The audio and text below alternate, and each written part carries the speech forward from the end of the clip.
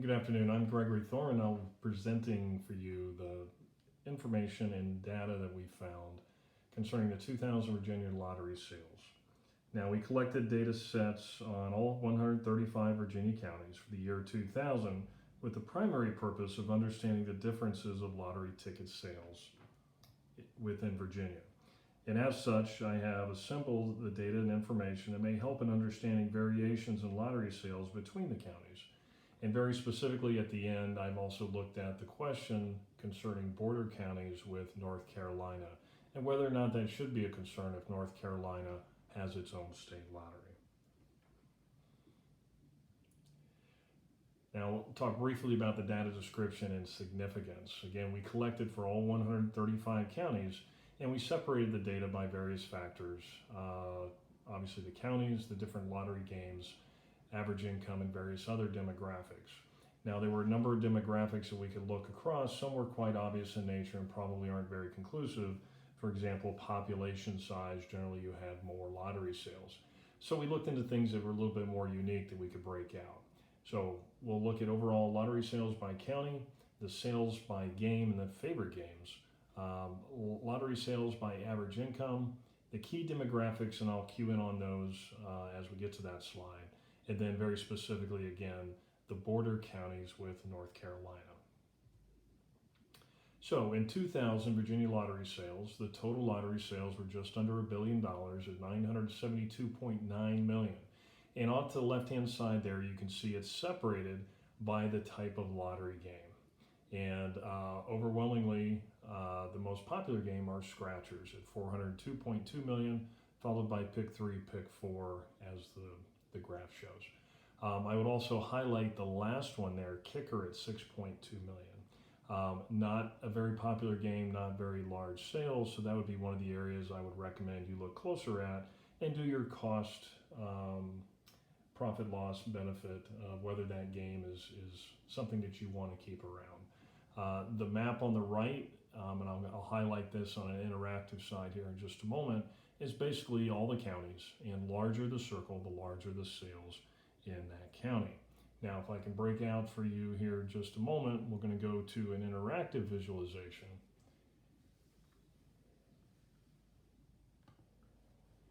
Now, this first one are all 135 counties ranked by total sales, and this interactive will be available to you.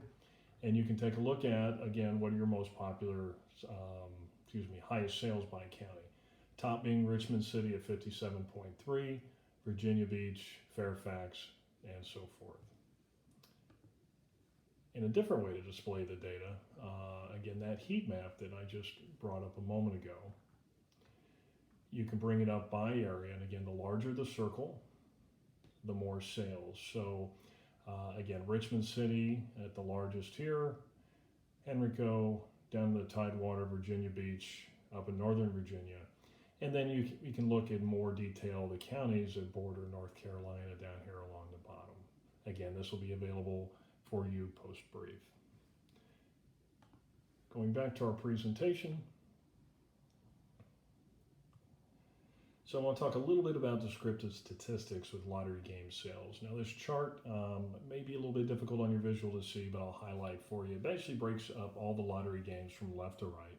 And again, that by percentage now, not just total sales are the most popular, with scratchers again at 41% being the highest, followed by pick 3 and pick 4. And what the descriptive statistics allows us to look at is we can look at the standard error, the median standard deviation. This is under scratcher over here on the left-hand side.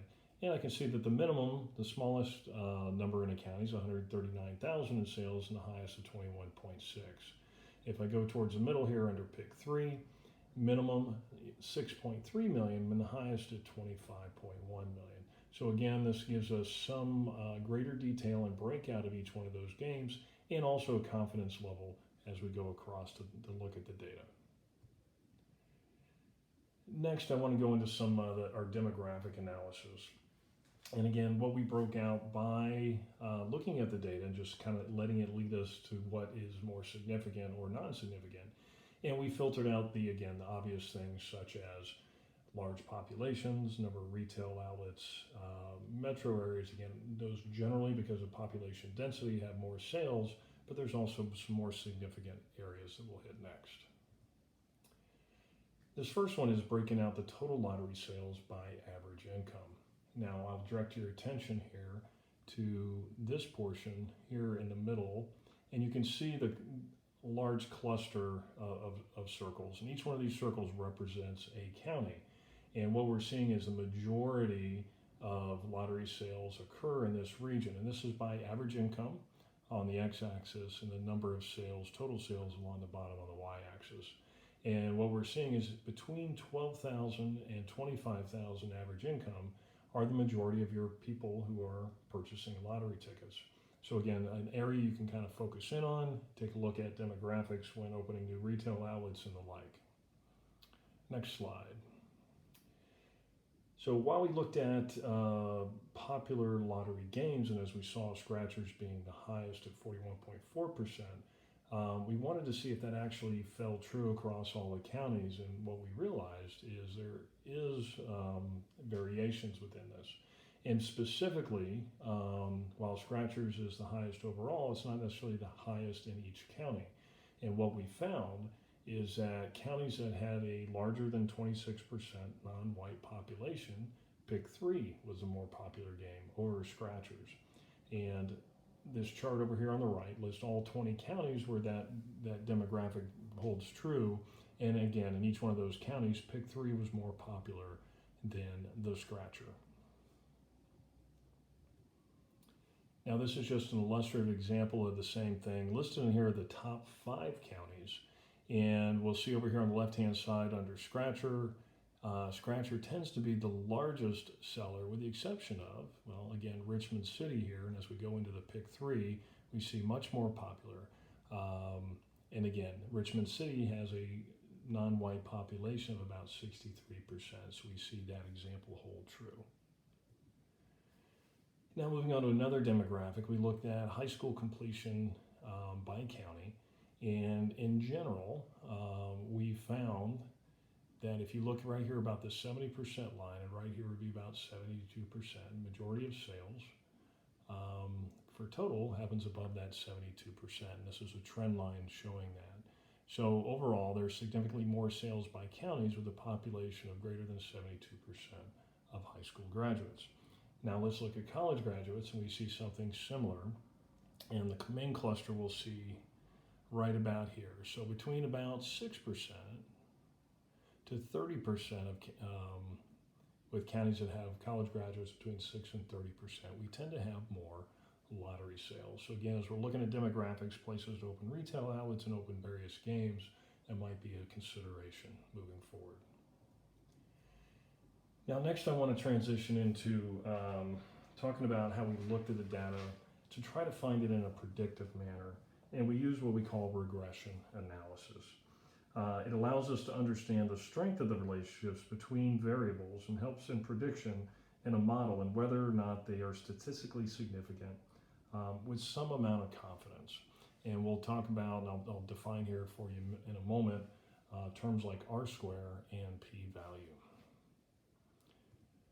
So the first regression analysis, we looked at total lottery sales. And over here is where in the chart, we have an R-square 0.63. Now R-square, basically 63% of the variance in the total lottery sales. Now total lottery sales being our dependent variable, can be explained by the variation of the independent variables. And that's all those other things we looked at, from population size, average income, high school completion, college, etc. Within that. So 63% of all the data can be explained by variations of those independent variables to the dependent variable of total lottery sales.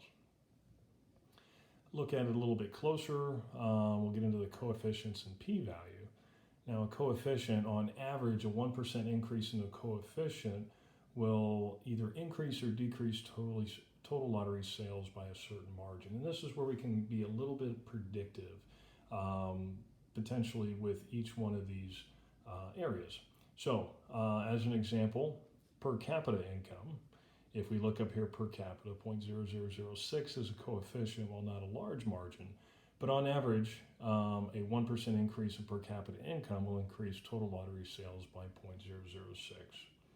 If we look at non-white populations, a 1% increase in the non-white population will increase lottery sales by 3.91. And when we look at p-value, this is basically allowing us to see how statistically significant that may or may not be. However, in this particular case with a non-white population, it's outside the norm of what we would call statistically significant. But we can look at each one of these and become a little bit more predictive in nature. So if we look at regression analysis specifically for the lotto game, we see we get an R-squared just at 50% of the variance of the dependent variable of total lottery sales. It can be explained by variation of the dependent variables. Okay, and we can also look at the coefficients within that of each one of those areas as well. Look at pick 3, since that was one of the more popular games. Again, R-squared of 0.67, so roughly 67% of the variance of pick 3 sales can be explained by the variation of the other independent variables, per capita income, non-white, travel time, etc. So we get an idea of what would happen if we increase by 1% in one of those coefficient areas. Now, I want to move on to the very specific question we got about initial indicators of concerns about North Carolina adopting its own state lottery. And very specifically, we talked about all these counties down here along the border with North Carolina.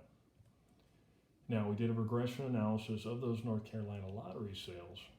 And what we found on average, a 1% increase in North Carolina adjacent county lottery sales increased total lottery sales by a significant amount, in this case 74.3. Now the p-value isn't as low as we'd like, below 0.05. So in statistics terms, it's not statistically significant. However, it's pretty close, and we're pretty sure that value will not be 0. So there is a variance in there, but we do know there will be an impact, particularly if you have a decrease in lottery sales on those border counties.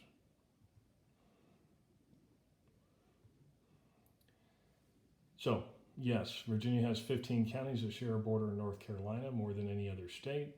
And in this chart, we can see we broke out the border states, North Carolina being on the top. Now this lists 16, one of those was added